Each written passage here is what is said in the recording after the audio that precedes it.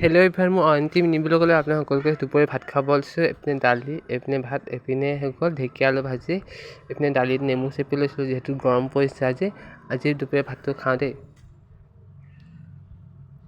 যিহেতু আজি বহুত গৰম পৰিছে আমাৰ পিনে, আপোনালোকৰ পিনে কেনেকৈ গৰম পৰিছে কমেণ্টত কৰি জনাব। আৰু মই যিহেতু দুপৰীয়া ভাতটো খাব লৈছোঁ, এইপিনে ঢেকীয়া আলু ভাজি, এইপিনে ডিম আমলেট, এইপিনে দালি।